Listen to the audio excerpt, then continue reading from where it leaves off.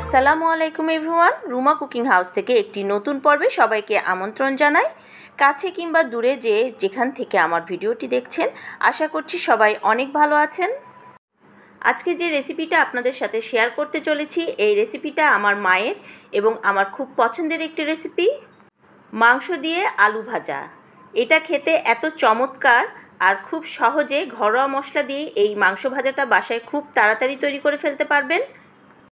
নতুন বন্ধুদের স্বাগত জানিয়ে পুরনো বন্ধুদের পাশে থাকায় ধন্যবাদ জানিয়ে কম উপকরণ ও কম সময়ে এই দুর্দান্ত রেসিপিটি কিভাবে তৈরি করলাম চলুন শুরু করা যাক। রেসিপিটি তৈরি করতে আমি এখানে নিয়ে নিয়েছি গরুর মাংস হাফ কেজির একটু বেশি। মাংসটা এমন হতে হবে চর্বিযুক্ত হাড্ডি সহ মাংস। আর নিয়ে নিয়েছি এখানে আলু। আমি যেহেতু এটা মাংস আর আলু দিয়ে ভাজিটা করব, তাই আমি এখানে 4টে মাঝারি সাইজের আলু এরকম কিউব করে কেটে নিয়েছি। প্রথমে একটি প্রেসার কুকার নিয়ে নিয়েছি মাংসটা সেদ্ধ করার জন্য। আমি এখানে ছোট ছোট পিস করে মাংসগুলোকে কেটে নিয়েছি। এখন সব প্রেসার কুকারে মাংসগুলো দিয়ে দিচ্ছি। দিয়ে দিচ্ছি পরিমাণ মতো লবণ, দিয়ে দিচ্ছি 1 টেবিল চামচের মতো হলুদ, আর দিয়ে দিচ্ছি 1 টেবিল চামচের মতো মরিচের গুঁড়ো। মরিচের গুঁড়োটা আপনারা কম বেশি করে নিতে পারেন, যে যেমন ঝাল খাবেন। দিয়ে দিচ্ছি 1 টেবিল চামচের মতো ধনিয়া গুঁড়ো, আর দিয়ে দিলাম আদা রসুনের পেস্ট 1 টেবিলের চামচের মতো। এখন দিয়ে দিচ্ছি পরিমাণ মতো পানি, যেহেতু মাংসটা সেদ্ধ করে নিতে হবে। এই তো আমি মশলাগুলো খুব ভালোভাবে মাংসের সাথে মিক্সড করে দিচ্ছি। খুব অল্প মশলা দিয়েই এই মাংসটা রান্না করতে হয়। এখন দেব গরম মশলা। আমি এখানে 6টা এলাচ নিয়ে নিয়েছি, 8-9টা লং নিয়েছি, 2টা দারচিনি নিয়েছি, আর একটা তেজপাতা 2 ভাগ করে নিয়েছি।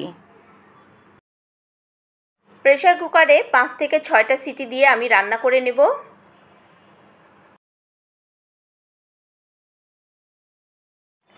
5 থেকে 6টি সিটি দিয়ে আমি প্রেসার কুকারে মাংসটা রান্না করে নিয়েছি। একই উপকরণ দিয়ে আপনারা খাসির মাংস কিংবা মুরগির মাংস এইভাবে রান্না করতে পারেন। তো এই দেখুন আমি মাংসটা খুব ভালোভাবে সেদ্ধ করে নিয়েছি।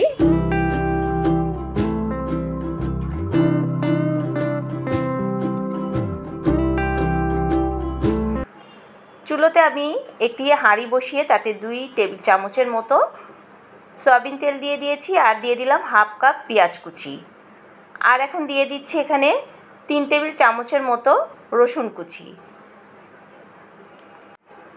এখন এই পেঁয়াজটা খুব ভালোভাবে নেড়েচেড়ে আমি নরম করে ভেজে নেব।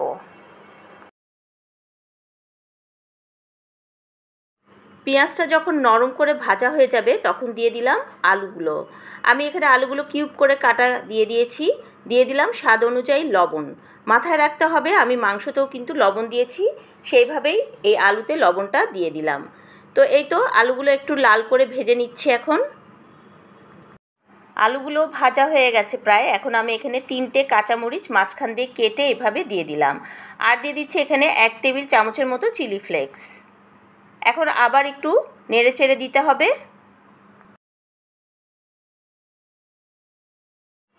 আলুগুলো যখন এরকম ভাজা হয়ে যাবে তখন আমি সেদ্ধ করে রাখা মাংসগুলো সব দিয়ে দিচ্ছি। এই তো সব মাংসগুলো আমি হাঁড়ির মধ্যে দিয়ে দিয়েছি।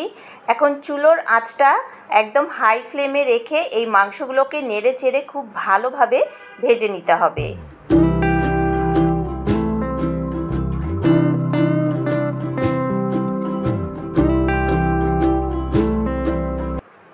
10 থেকে 15 মিনিট আমি এইভাবে নাড়াচাড়া দিয়ে মাংসগুলো খুব ভালোভাবে ভেজে নিয়েছি। এখন দিয়ে দিচ্ছি 1 টেবিল চামচের মতো টমেটো কেচাপ, আর দিয়ে দিচ্ছি 1 টেবিল চামচের মতো গরম মশলার গুঁড়া। এখন খুব ভালোভাবে আবার নাড়াচাড়া দিয়ে দিচ্ছি। মাংস ভাজা কিন্তু আমার হয়েই গেছে, আর হয়তো 2-5 মিনিট মতো রেখে আমি মাংসটা নামিয়ে নেব। তার আগে আমি এখানে একটা বড় পেঁয়াজ এইভাবে কিউব করে কেটে মাংসের মধ্যে দিয়ে দিচ্ছি। এখন এই মাংসর সাথে পেঁয়াজগুলো একটু ভেজে নিতে হবে নরম করে।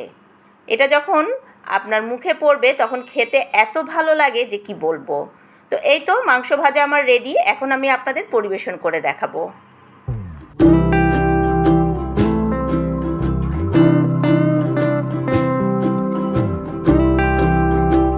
আমার মায়ের হাতের রেসিপিটি যদি আজকে আপনাদের ভালো লেগে থাকে তাহলে আমার চ্যানেলটি সাবস্ক্রাইব করতে ভুলবেন না এবং কমেন্ট বক্সে অবশ্যই কমেন্ট করে জানাবেন আপনাদের কাছে আমার এই রেসিপিটি কেমন লাগলো।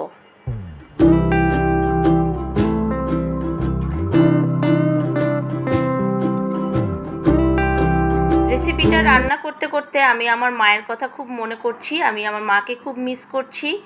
তো আজকে আমি লেবু আর পেঁয়াজের ডেকোরেশন দিয়ে এই মাংস আলু ভাজাটা আপনাদের সামনে পরিবেশন করে দেখাচ্ছি। আর ওপর থেকে দিয়ে দিচ্ছি কিছু ক্যাপসিকাম কুচি, এটাও মুখে পড়লে খুবই ভালো লাগে।